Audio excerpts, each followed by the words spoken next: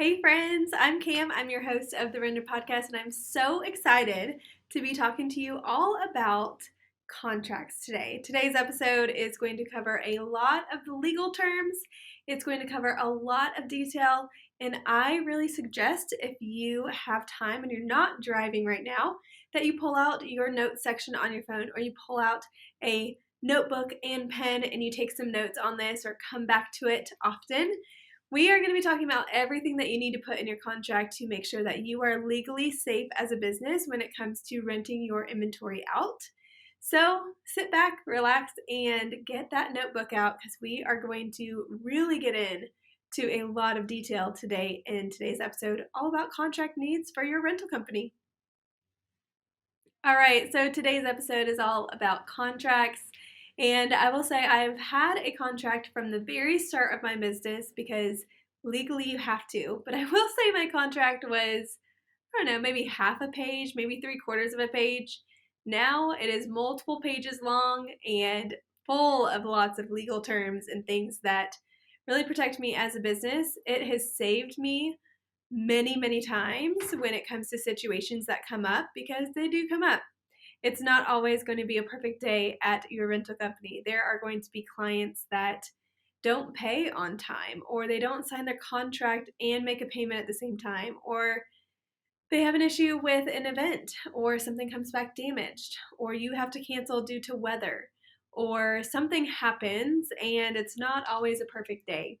Well, your contract is going to save you, and your contract is going to really make sure those loopholes and the things that happen don't continue to happen, and you have something set up that says, look, if this happens, then this is what's going to happen from our company.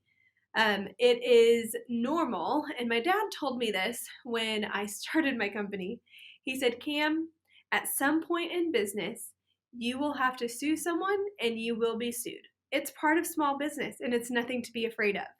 And to be honest, when he said that, it scared the living gajeebies out of me. I mean, I was like, a suit? Oh my gosh, I can't even imagine that. And unfortunately, we've had to sue a client over something in the past because they had paid something and then I think it was 2, maybe 3 days later, they canceled the check and they got their money back. And then they never responded to us when we said, hey, you made a payment and now the payment's not there. They never responded, so we had to sue them to get that. When you sue someone or get sued, it's not always a bad thing. It's not always a you did a horrible, damaging thing and I'm going to emotionally take an offense to it. It is just a way to get what needs to be done. And so when you sue someone, it's not like you've done horrible things. It's because you didn't pay or something came back damaged, and so we need to legally go get that from you. And so there's a lot of connotation, I think, to contracts. There's a lot of connotation to suing, and there's a lot of connotation to just reading contracts and making sure that it's legally for your business. And as women, especially if you're a woman listening to this episode, contracts and legal terms scare us because we emotionally want to be on happy ground with people. That's just how women are wired. We don't want there to be bad karma. We don't want there to be a tough relationship with someone because we want to make sure everyone's happy. We're people pleasers at heart. But when you own a business and you run a business and you are doing business with other people, you have to make sure that you are not going to get screwed in the end. And that's through contracts. And so you have to have a contract. There's no more of the good old boys agreement anymore or the verbal exchange of agreements. You have to have something in writing and it has to be legal. We sell our rental contract on our website. We'll put a link in our show notes for you to go check that out. But I do have to say, when you buy our contract, it is a stepping stone to getting to your final contract. And why I say that is legally, I am not a lawyer. Legally, I cannot give you my contract and you go use the same exact contract, you just change your name and use it tomorrow. You have to have a lawyer in your city, your state, your country. Look at your contract, which could be a template of ours, and make sure that those rules and those terms hold up in your city, in your state, in your country. And so you want to make sure of all that. So when you buy it, just know that you have to find a lawyer to look at it. You can look up small business lawyers, but the biggest thing with buying our contract is it is going to save you thousands and thousands and thousands of dollars because it's a template we're giving you versus you going to a lawyer and having them draft it up from nothing, right? So when you have someone draft up something from nothing, you are going to be charged an hourly rate, which is typically anywhere from, at the bare minimum, $250 an hour all the way up to thousands of dollars per hour that they're working on it. And so if you have nothing to work on from your contract perspective, it's going to cost you probably at least 10 hours, if not more, of time. Well, times 10 hours times, let's say, $500 per hour. That's a ton of money. Or you could use our template and maybe pay for 3 or 4 hours of a lawyer's time and get it done. So just an option for you if you would like it. Everything that I'm talking about today is in our contract. It is, I'm speaking from our contract and telling you what works and what doesn't.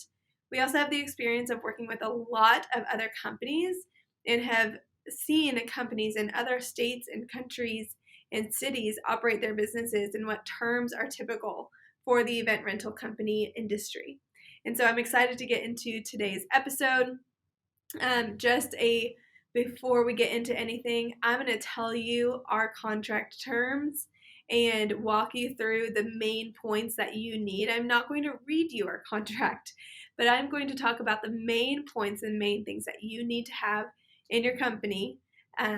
By all means, I am not a lawyer. I cannot tell you that every single thing that I'm talking about today is legal in your state and in your city. You do need to make sure that you check this with a lawyer. I just want to make sure you are aware of that statement. So let's get into the meat of this episode. If you are taking notes, the best way that I would take notes based on what I'm about to teach you is for you to grab a notebook and pen. And as I start talking about different things that you need in your contract, leave some space in between one point and another so that you can come back to those and decide for your company what terms you want to do. I'm going to give you examples, but leave some room so that you can come back to this and have a little bit of homework, per se, after this episode. We also have another episode, and we'll link it in the show notes, of all of the fees that you can be charging in your rental company. So go check that out. I'll mention it here in a little bit, but just a reminder. All right, so the very first thing that you need in your rental contract is you need to determine some of the broad general terms of the contract, who's who, what dates we're looking at, and the money associated with it, where the event is being held. You need some of those finite, very specific details before you start into this. And so, for example, on our contract, at the very beginning, we say this rental contract is an agreement. Like what we're about to go through, this is a legally binding agreement. And when we refer to client, we're referring to you as a customer. And when we're referring to the company or render, we are talking about us as an entity. And in the very first paragraph, we have to say, and you need to as well, what your legal name is as a company. If you're an LLC, S Corp, whatever type of business you are, most rental companies are going to be an LLC, sole proprietor, but there are certain companies that are an S Corp situation based on where you live and how much business you are doing. And so talk to a tax accountant and business accountant where you are to determine how much you are doing in revenue and which best option for you tax-wise happens for you. But those are the most common. LLC is the most common. And so when you are referring to the company in your contract, you need to put your company, comma, LLC, and then where you are a liability company. And so for us, it would be Render Collective LLC, and we're a Texas limited liability company. You should have that somewhere in your contract and the very, very front of it. And then also understanding why are we doing a contract. And so we have something that says something like the purpose of this contract or agreement is to assure that both parties And when we say parties, then we define what does parties mean. It's not necessarily your party, but the parties is the client and the company, to make sure that we are agreeing to both the terms and conditions in this agreement. And so that's the very first thing that you need to understand is who's who and what is this agreement for. And then you need to define where your address is and where the event taking place that you are delivering to is as well. Those are really important to have in there. One, because as a business, you have to have your business address in there. And two, if they're sending a check, having your address on the contract is really important so that they know where to send the check. And then talking about the client and the address that you have associated with them, whether it's their billing address, which is important, and or their event location address, which is also equally important. And then you want to talk about the scope of the agreement. There is many different things that you can put in agreement based on what you specifically do in the rental industry and if you have another business. We do rentals and we do floral. And so we have a rental specific contract, we have a floral specific contract, and then we have a combined floral and rental contract based on what our client is contracting us to do. And so if you are in the same situation, you need 3 different contracts separating out the services and goods that you are doing. If you have a venue, you need to have a venue contract and a rental contract, and then both if you do rentals outside of your venue. So depending on what you do specifically in the rental world and the events world, you might need multiple contracts to be able to do business. So the very first thing is terms around what is it that you're doing. And so because we're talking about rentals today, we're going to stay very focused on rentals. And so in this very first section, you need to define what is a rental piece. What are rentals? And typically, some of the terms that you use in the body of your contract are going to relate to whatever software you are using for your inventory and the quoting that you do. And that's important to remember because if you are talking about an invoice versus a order versus a payment sheet, those are 3 different things, but they might all mean the same thing based on whatever company that you use to do all of your contracts and inventory quotes through. And so us at Good Shuffle Pro, when we send out an inquiry or a quote, that is what a quote is for us, is a list of all of the items and services, and then we have their contract. And so when we say the rental items in your quote, that's where it says, because on this same exact document, it says quote at the very top. It lists out all their items, and it gets the terms and conditions, and then lists out all the terms and conditions. If you are with another company, they might call it invoice. If you're with another company, they might call it goods. There's so many different terms, and so understanding what your software calls things, because that's specific to their software, is important to remember when you're going through this. The terms of service, and so this is where we talk about the date of service that you're doing. So if you have a multi-day event, if you have a one-day event, if this contract is integrated into your software, you would say the above, or what is mentioned above, is the event dates or terms of service that you are providing. The next is you want to talk about the services that you provide. We believe firmly here at Render that there is 2 different things when it comes to a rental order. You have the rental items and you have the service fees. 2 separate types of businesses all under one roof. We also have the podcast, and we also have the online course and templates that you can buy, such as the rental contract. And that's a separate side of the business. But when we're talking about our rental company, we have 2 separate services that we provide. One is the rental pieces, and the other is these delivery and services and fees that we charge to be able to do the rentals, right? And so we need to think about those in 2 separate sections. You cannot have a term that encompasses all of it. You have to have 2 separate terms because there's 2 separate expectations with both of those. You can't say that a sofa is going to move itself. No, you have to have someone move that sofa, which means there are terms in revolving around that person moving that sofa, because there's certain risks and liabilities that come with just the sofa and just the service. And so you have to separate the 2 out. When you're talking about the delivery service, you might call it installation and retrieval. You might call it delivery and pickup. You might call it whatever you call it. But this needs to be clearly defined, and it also needs to be clearly defined from a legal perspective as well. If you call it some crazy thing, whether it is installation and retrieval, you might think, well, a judge would understand what that means. Not necessarily. So you might need to make that different. You might need to say these are the transportation or the service fees, and then list out what you call them based on what's in your quote and what's in your agreement that you're sending to your client. And so there is certain things that you do have to clarify when it comes to a contract, because you have to think, if this goes to a legal court, which it very might could, any of your contracts could go to a legal court based on what happens. And so if it goes into the hands of a judge, is a judge going to understand, and are the terms, again, why you need a lawyer to look this over, are the terms that I'm calling things, whether it's a damage waiver or a picture perfect fee or a quick turnaround fee, are those clear in what they are, and is there a legal term that correlates with that? Okay.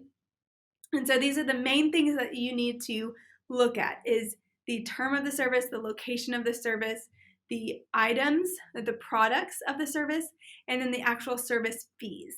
Those are four main points that you need to clearly define in the very first part of your agreement, because as you start talking about payment terms and cancellation fees and acts of God and all of those things, which are legal terms, those are going to then correlate to what you have already covered in your contract. So you want to get those things out of the way first. The next most important thing that you need to look at is your payment terms, your payment and your pricing terms, because you as a business get to decide what you want to price items for, what you want to have people pay in deposits or retainers, and what you want the final payment to be, what dates you want those to happen, how you want them to happen. And so clearly defining that is very important. Again, we have to think about our contracts as a legal binding agreement. And if you don't have these clearly defined, you can't tell your customer, hey, your deposit is due when you sign the contract and your balance is due 7 days before. You have to have it written down. They have to sign it, and you have to sign it as well. And so understanding your payment and pricing terms is very important. The main things that you want to make sure you come back to after this episode is you want to determine how will you receive the payment, meaning the method of payment. Do you want to receive credit cards? Do you want to receive checks? Do you want to receive money orders? Do you want to receive purchase orders? Do you want to receive cash? What are the terms and the items that you can receive payment through? Do you want to receive it through Venmo, PayPal, Stripe, Square? I mean, there's so many ways to be able to pay people nowadays. And by the way, Venmo for a while was not allowing businesses to do business, although there were plenty of businesses accepting their payments through Venmo, mainly beauty people who did hair and makeup for weddings and such. They would collect their payments through Venmo. Legally, prior to about 6 months ago or so, that was a no-no. You couldn't do that because it was literally in the contract that you sign, that most of us don't read, but you just check, yep, I agree, that you can't do business through there. Now they have changed that to where you can have a business account and you can charge through Venmo. So the first thing that you need to determine is, how will you receive your payment and what do you accept as that payment? When you are accepting credit cards, checks, money orders, any of those, there are certain fees that you have to pay as a business in order to accept those payments. Credit card, there's typically a credit card fee. It's typically anywhere from 2.9% all the way up to 4.5%, depending on the credit card company and the processing company that you are taking the payment from. And so you might exclude things like American Express. Sometimes their fees are more.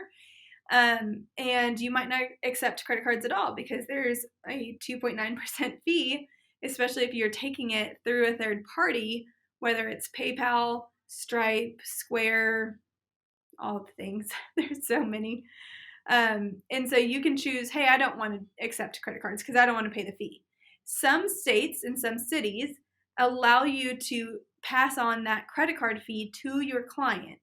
Now, you have to be sure that this is legal in your area. There are plenty of people, for example, Texas did not allow companies to pass along the charge of a credit card fee to the client or to the payer up until about 2 or 3 years ago. Well, I guess the pandemic has lasted 2 years, so it's probably about 3 or 4 years ago now. And then companies are now able to decide, hey, I want to charge this or I don't want to charge this. We specifically in our business, we do charge a credit card fee of 3% because it's covering the 2.9% plus the couple cents that come with that as well, based on, we use Stripe, for example, for ours.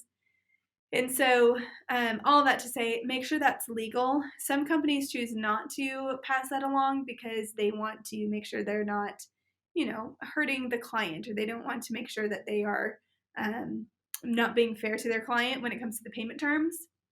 But by all means, you're welcome to do that if you decide to, and if your state and city allow you to. Credit cards, if you get a bounced check, for checks, if you get a bounce check or if you get a check that is recalled, there is typically a banking fee that comes with that. It's sometimes $12, sometimes it's $25, depending on how much it is. And so if you want to just take that payment and assume the risk that you might get a bounce check, then you can certainly do that. But you also can have in your contract that says if a check is bounced or is taken away, we will charge a fee for that hassle. And so you can determine that fee as much as you want. Some people do $12, some people do $25, some people do $50, and some even do $100 for the issue of having a bounce check. And so you need to determine how you want to handle that. So that's another area you need to come back to. The other things that you need to decide is the items that you are renting, what the pricing is on those. You don't necessarily have to have all your pricing on your website nor on your contract to deem those prices legal. However, you do need to have in your contract somewhere that it says that you are paying a payment for the rentals listed on your contract or on your quote or on your order. These are you can say something along the lines of these are determined by the company and are not up for negotiation, or they are up for a negotiation. Again, it's your company. You can decide how you want to handle that. But understanding that, hey, we have a set of prices and you can't not pay those. You also, in the payment section of your contract, need to have a area that says this is your retainer or deposit. The area of country or state you are in legally will name this either deposit or retainer. Most call it a retainer fee, and that means it's non-refundable. Deposit, in some states, the word deposit could mean that it is a refundable deposit as long as they do whatever it is that you say that they need to do.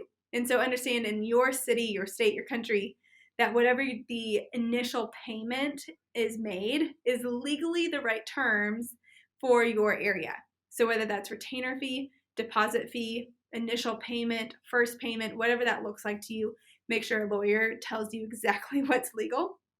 But you do need to have the terms of when to pay and how much to pay and have that clearly defined. So you would say something like the retainer fee of X amount of dollars or X percent of your contract is due on a specific date or upon signing this agreement or before the signing of this agreement, or whatever that looks like to you as far as, the order in which your software takes clients through this process, or what you legally need to do as a business.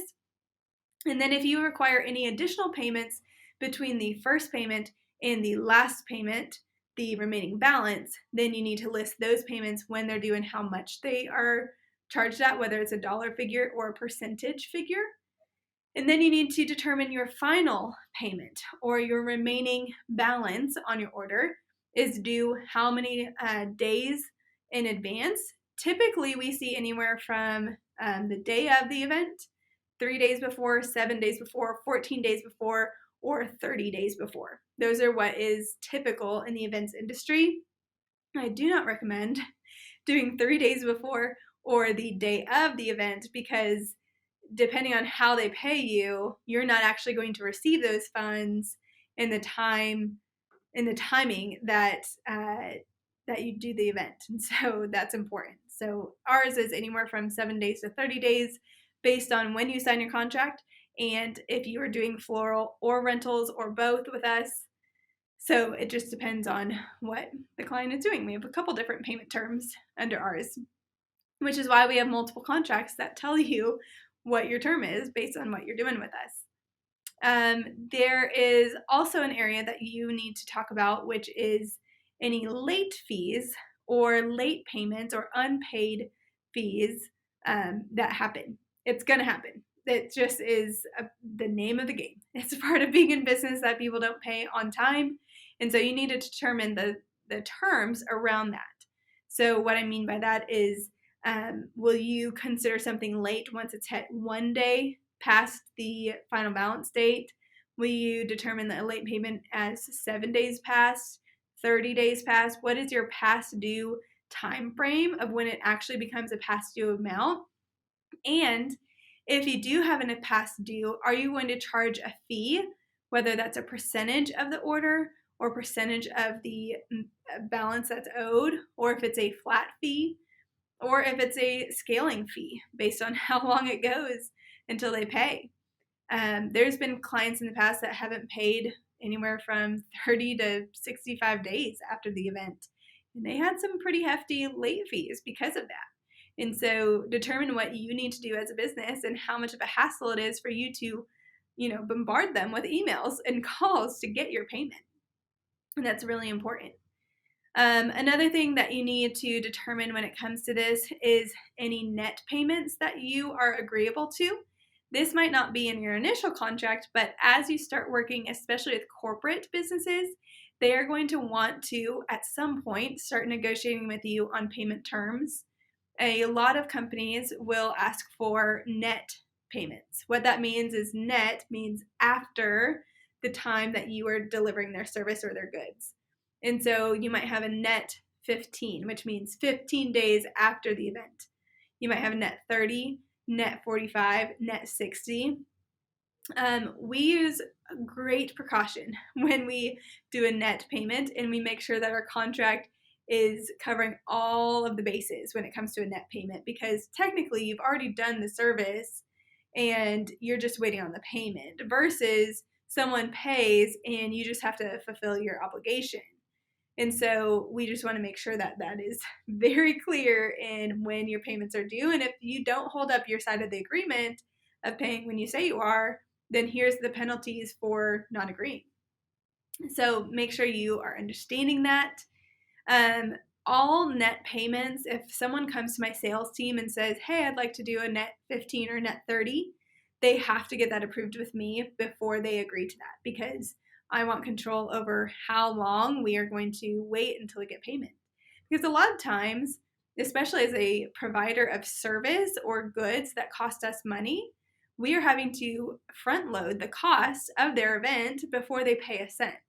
And that can be tough when it comes to finances, time of the year that happens. And so a lot of factors roll in to if you accept a net payment or not.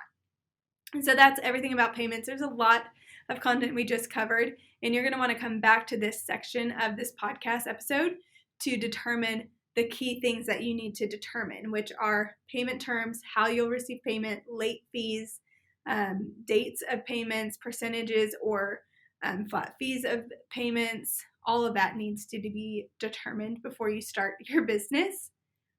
The next is confidentiality. So in your contract, you have a lot of terms that are confidential to your company. You don't necessarily want, especially if you have 3 or 4 different contracts based on different types of events, your client taking their contract and going and showing it to their best friend saying, look, this is the term that they did with us, so you should go negotiate that with them.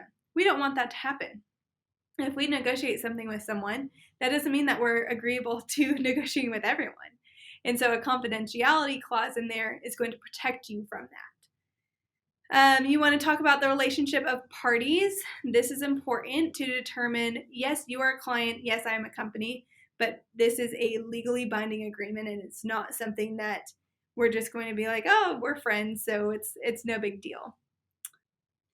The next thing that you'll want to talk about, and if you've been in business the last 2 years in this crazy COVID pandemic, this has probably been added to your contract, probably right away when it happened. And this is talking about cancellations, rescheduling, terminations of contracts, all of that. If you were in business in March of 2020 and April and May and June and all of that, you know very well the mass cancellation of events that happened.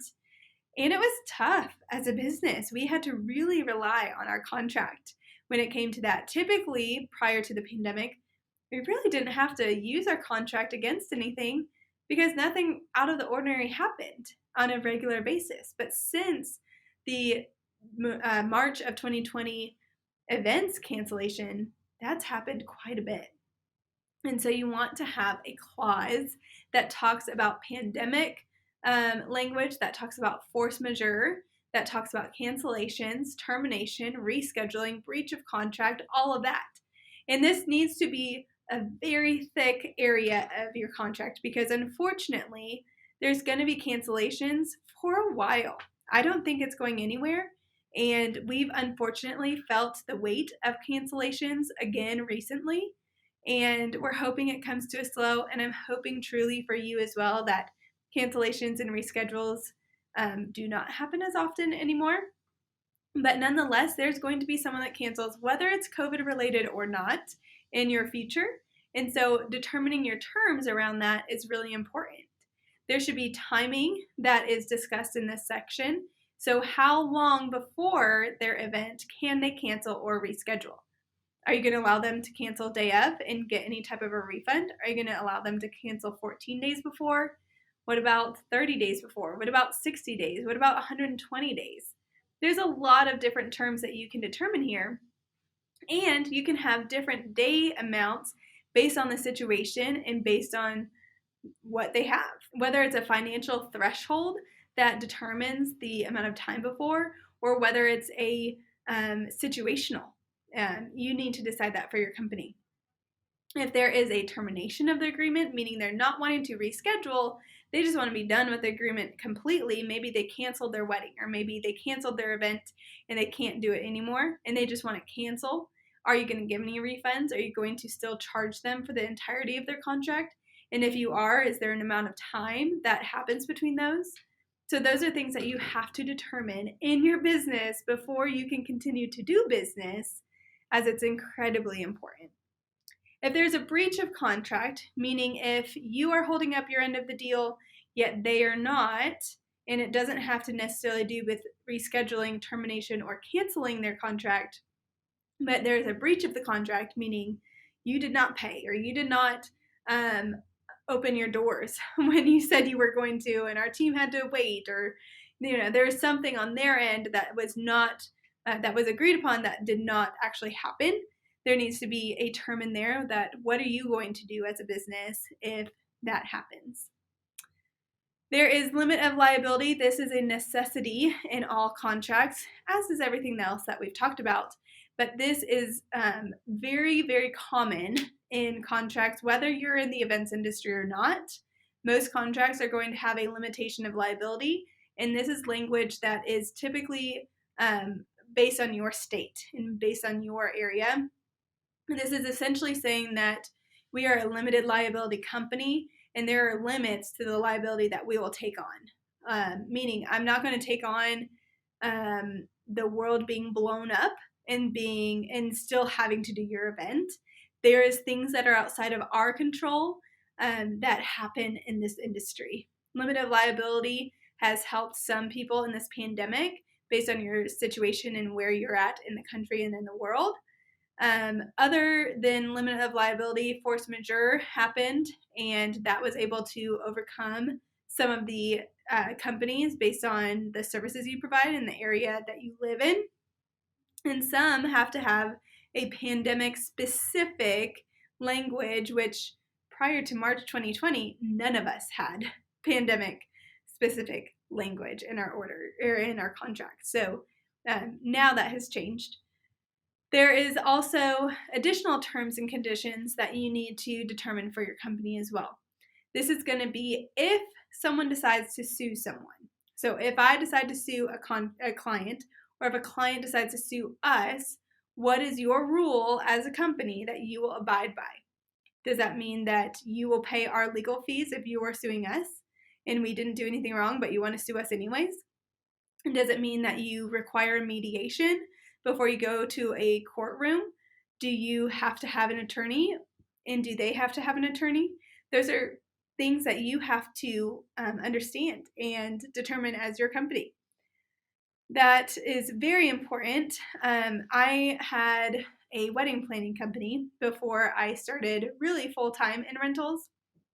And this client, I can't tell you the name or what happened specifically, but this client accused my company of stealing some of their event decor. And I knew for a fact that that did not happen because I was there at the event and I was there with my employees. I had eyes on the entire event the entire time. I don't even think I took a restroom break because it was an interesting situation. And about 30 days after their wedding, I got sued on my doorstep. It was one of those situations that you see in movie shows and TV shows, and it was a scary moment for me. And I literally had someone come up to my door, ask, "Hi, are you so-and-so?" And I said, "Yes, I am." And so he literally handed me papers and said, "You've been served." And I was like, oh my gosh, this actually happens. And I opened it up and it was talking about all these things that they think my company did wrong. And I know for a fact that that did not happen. And so I had in my contract that I require us to have a mediation before we go to a court of law. And if mediation doesn't work, then we can go to a court of law. And if I end up being innocent and there is no guilt that is determined based on the lawyers, based on the judge, based on any jury if that's needed, then you have to pay for my attorney fees. And that saved my business because we went to a court of law after mediation. This client was not the friendliest client, if you can tell. And this client ended up wanting to charge us with a whole bunch of things. And it went in front of a court of law. It went in front of the judge and our attorneys. And our company was deemed innocent. We were not guilty for anything. And it's a story for maybe a coffee, a coffee break or something, not on this podcast. But that being said, the attorney fees was awarded to the person that had sued us and not to us. And so it was an incredible thing to have this in our contract because it saved us thousands and thousands and thousands of dollars for someone who wasn't even upset with us. They actually wrote us a raving review, but they were upset that they spent so much on their wedding. And so they wanted it back. And so all of that to say, have something in your contract to make sure that if you truly are innocent, you truly did your best at the event, but someone's going to be upset anyways, because let's be honest, it's going to happen. You can do your absolute best and be a perfect vendor, and someone might be upset. It just happens, unfortunately. You want to be protected, and you want to make sure that if something happens that you are legally protected, which is why there is this contract. And so my heart for having this episode is to teach you from my examples, to teach you from my experience, and to encourage you to have a very, very strong contract when it comes to renting your items, because things can happen. Another thing that we haven't talked about yet is when damages happen after the event. You want to determine in your contract if by the time that you deliver, if something happens to the inventory, whether there's a wine spill, candle spill, damage, something breaks, something stolen, things like that, who is liable for that, and what is the process after that? How many days do you have to contact your client about the issue? What's the payment terms? Is anything that they have already paid going to cover any damages that they've done? For example, most people in the rental industry will have their damage waiver, which is typically anywhere from 10 to 20% of your contract, and it's non-refundable. that will go to pay for any of the damages, and anything that goes beyond that fee is charged additional from there. And so understanding this is really important, and you need to check it out. Again, go back to our episode all about fees that rental companies can charge and determine which fees you do want to charge. And then in your contract, you need to define what each of those fees are, because typically in your order, in your invoice, it's just going to line item what the fee is and what it is charged at. But it's not necessarily always going to have a description of what that fee actually covers. And so when you have a damage waiver or picture perfect fee or whatever you call that fee, you need to clearly define that this is covering all normal wear and tear to your items, but it does not apply to any stains, any rips, any damage, anything. So determine that. Go back to that episode and then make sure your descriptions are in your contract. Another thing to note, especially if you customize any of your items, is the terms around customization. What I mean by that is if you add any paint, if you add any vinyl appliques, if you add any scripting with markers with a calligrapher, if you add anything, who is responsible for then taking that away or changing it back to its original state? And is there a fee associated with that?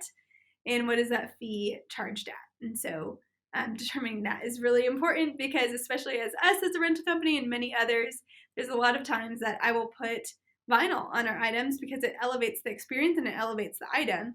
But who is responsible for taking that off? And are you even responsible for putting it on? What if you drop off your items and then you pick them back up and there's scripting all over it, or someone painted it at the event and you didn't know about it? What's the process afterwards? Are you going to be surprised when something happens and just ignore it? Or are you going to have a surprise when it happens and then go back to your client and say, hey, you weren't supposed to paint that thing bright pink and you did, and here's the issue and here's what you have to pay for. All right, this has been an incredible episode all about contracts and what you should be charging in your contract. There is certainly a whole bunch of things that you could put in your contract, but these are the necessary things that you need in your contract. I hope this has been an informative episode, and if you would like our template of our rental contract, go to the shop in our website. We'll put the link in our show notes below, and you can check that out and purchase our template. Thanks, guys, and I hope you have an incredible day and week, and we will see you next week on the Render Podcast. Bye, guys.